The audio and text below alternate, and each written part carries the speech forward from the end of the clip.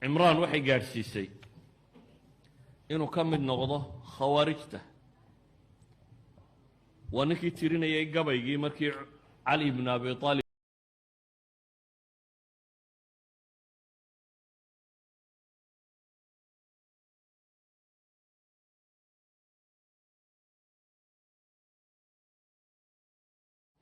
kow hadduu yahay kaad nolosha la wadaagayso, saaxiibka ugu khatarsani dee waa labada isqaba.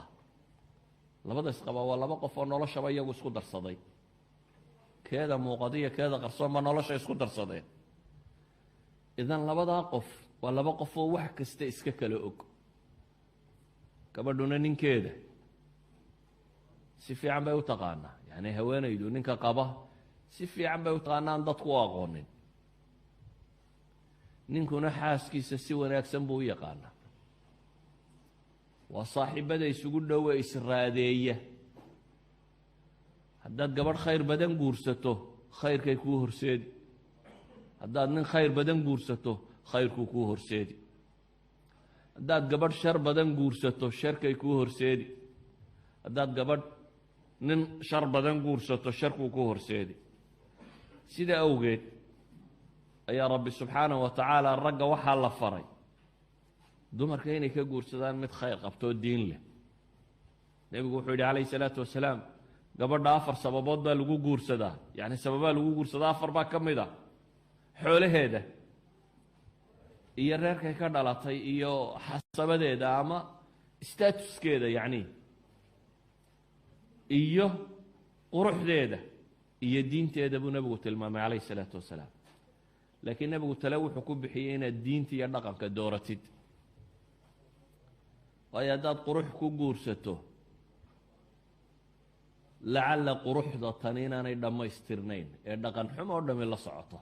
waa qurux badantay waa se akhlaaq xuntay, waa qurux badantay waa se basari tahay, waa qurux badan tahay waa se musrifo tahay, dhaqaalo xun tahay, waa qurux badan tahay waa se rabshad badan tahay, waa qurux badan tahay waa se diin xun tahay. miaal aan idin siiyo. waxaa jiray nin taabiciya oo ay yidhaahdaan muxadis faqiiha buu ahaa, diin fiican oo weliba manhaju ahlu sunna ku sugan. ninse qurux badan ma ahayn bay yidhaahdaan. ninkaasi in adeertiiyo qurux badan bay seleen isagoo nin weyna. cimraan ibnu xitaan waa nin bukhaari riwaayaadka axaadiista qaar ka mida uu bukhaari ka warinayo. waa raggii wax ka warinayay caaisha iyo abi muusa alashcari iyo ibnu cabaas ayuu ardadoodu ahaa. taabici weyn buu ahaa. in adeertii oo qurux badan oo xaruuriyada yacni khawaarij ka tirsan ayuu hungureeyey. dabeetana wuxuu isiri in adeer tahay oo qurux badan intaad guursato madhabkan khawaarijka ay haysatana ka saaro diinta ku soo dara, ahlu sunnaa keen, si fiican aad u ahlu sunnayside. cimraan ibnu xitaan markuu guursaday gabadhii, isagii bay suldartay aakhirkii, iyadii baaba khabiirad noqotay oo xaggiisa ku soo dartay. cimraan waxay gaadhsiisay inuu ka mid noqdo khawaarijta. waa ninkii tirinayay gabaygii markii cali ibn abi aalib ibnu muljim markii cali la dilay, kii khaarijiga ah, salaad subax isagoo dad tukanaya uu midi geliyey. cali markii la dilay, dilkii cali ibnu muljim uu dilay, salaad malaa inaanu ku jirin baaban u malayni. calaa kulli xaal markii cali la dilay baa warku soo gaadhay. dabeetana gabay buu tiriyey. gabyaabuu ahaa, shaacir weyn oo gabayga la yaqaana buu ahaa. waa gabaynimadiisu waa ninkii xajaaj markay qolo khawaarija, gabadh baa jirtay ghazaal la odhan jiray oo khawaarijta ka tirsanayd oo goobaha dagaalka tegi jirto oo dagaal badnayd. shaybaan nin la odhan jiro isna khatara baa qabay oo khawaarijtu niman aad u dagaal badan bay ahaan jireen. oo la yidhahdo xajaaj baa beri kabaa intay meel u gashay ka baxsaday oo ka baqay. dabeetana waatuu xajaaj gabayga u tiriyey, gabaygan macruufka la yidhaahdo asadun calaya wa fi lxuruubi nacaamatun. waa cimraan ibnu xitaanka ninka tiriyey, cimraan ibnu xitaan.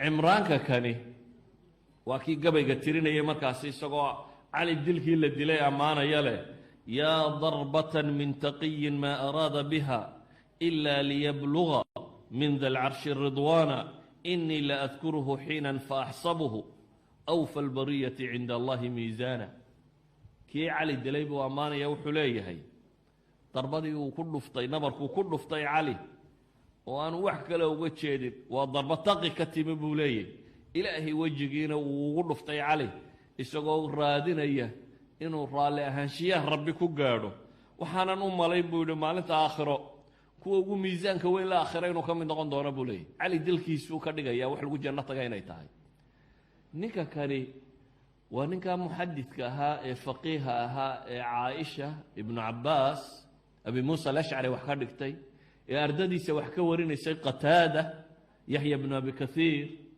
ibnu siriin ayaa ka mid ahaa raggii isaga xadiidka ka warinayay laakiin gabadh qurux badan oo inkaar qabtaa heshay dabeetana intuu isagu isyidhi ahlu sunnaa ku soo dar ayaa isaga khawaarijta ku dartay to imtixaanada waxaa la yidhi maalin buu aada u eegay isagoo cabbaar eegaya ay aragtay markaasay tihi labadeennuba ahlu jannahaynu ka midna markaasu wuxuu yidhi oo yaa kuu sheegay inaan ahlu jannaa ka mid nahay si aad ku ogaatay waxay tidhi dee adigana anaa laykaa siiyey buu yidhi ayay leedahay adigana anaa laykaa siiyey dabeetana fa shakarta markaa ahlu jannaad ka mid tahy yani gabadh qurux badan baa alla ku siiyo nicmadii alla ku siiyey baad ilaahay ugu mahadnaqday dabeetana saasaa tahay oo shaakir baa tahay bay tidhi anigana bay tidhi adaa ilaahay igu kaa itixaamay nin foolxun buu ahaa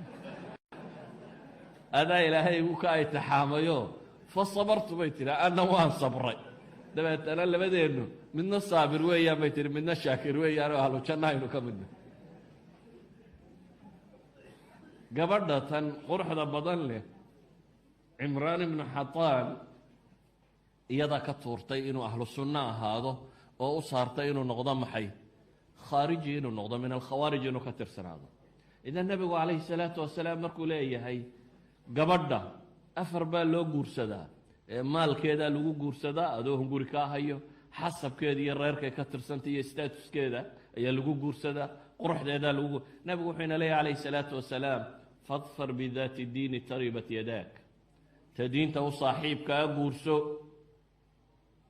gabadhana sidoo kalea la yidhi ragga inaanay dumarku kala aqoon bay u badan yihiin laakiin weliga waxaa la yidhi hadduu kuu yimaado caman tardawna diina wa khuluqa midaad diintiisa iyo akhlaaqdiisaba raalli ka tihiin waxaan uga jeedaa meesha tan saaxibku raadka uu samayn karaa waa kaa saaxiib fiican haddaad leedahayna jannaduu kuu hogaamin karaa saaxiib xun ama saaxiibad xun haddaad leedahayna naarta xaggeeduu kuu hogaamin karaa cimraan binu xataan isba waxaa khaariji ka dhigay waa gabadhaasi xun ee khawaarijta ka tirsanay idan ikhwatii fi lcaqiida waxaa aada u habboon qofku cidduu la saaxiiba